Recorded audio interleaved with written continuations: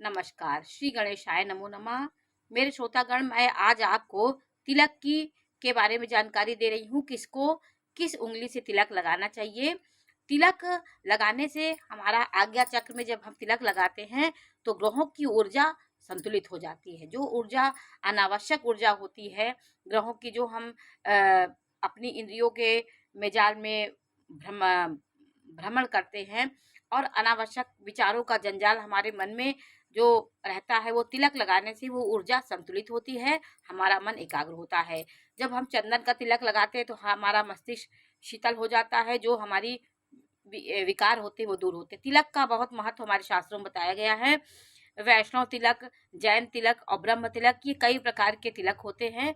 अपने अपने अनुसार लोग तिलक का डिजाइन होती है उसको लगाते हैं। वैष्णव लोग लाल पीला गोपी चंदन से तिलक लगाते हैं। उनका यही है कि गोपी चंदन से ही वो तिलक लगाते, जितने वैष्णव भक्त हैं वो लगाते हैं। और रामानुजा संप्रदाय के जो भी लोग हैं वो भी इसी प्रकार बीच में लाल तिलक रहता है, अगल बगल सफेद रहता है, नीचे थोड़ा सा ये आसन बना होता है, कई डिजाइन के तिलक होते हैं। आज मैं आपको ये जानकारी दे रही हूँ कि जब हम तिलक लगाते हैं, चंदन का तिलक जो कहा जाता है कि स्त्रियों को नहीं लगाना चाहिए, चंदन का तिलक स्त्रियों को भी लगाना चाहिए, सुहागन स्त्रियों को भी लगाना चाहिए। लेकिन उसके बीच में आप लाल बिंदी रोरी से, सिंदूर से आपको जरूर लगाना चाहिए। खाली चंदन नहीं लगाना चाहिए, उसके बीच में आपकी लाल बिंदी होनी चाहिए। ये स्त्रियों के लिए है। चंदन को श्रीखंड भी बोला जाता है। ये शीतल होता है। ये लाल चंदन जो होता है वो मंगल दोष को दूर करता है। ये चंदन का महत्व है, तिलक का महत्व है। हम किसको कब तिलक, कैसे तिलक लगाना चाहिए।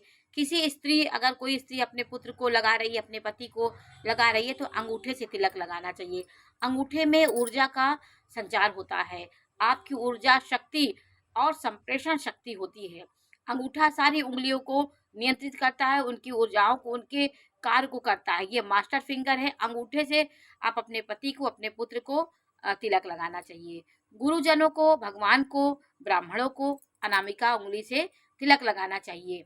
जैसे आप पूजा करते हैं, आपको ब्राह्मण को तिलक लगाना है, भगवान को तिलक लगा रहे हैं, तो अनामिका उंगली से आपको तिलक लगाना चाहिए। ये सबसे बड़ी वाली उंगली के बगल में होती है अनामिका, जिसको रिंग फिंगर बोला जाता है। इससे हम गुरुजनों को, भगवान को तिलक लगाते हैं।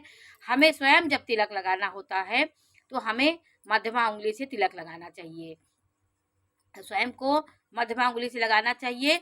और जब हम पितरों को तिलक लगाते हैं तो तर्जनी उंगली से हमें तिलक लगाना चाहिए। अंगूठे के बगल जो तर्जनी उंगली होती है उससे हम पितरों की फोटो में आप तिलक लगाना चाहिए।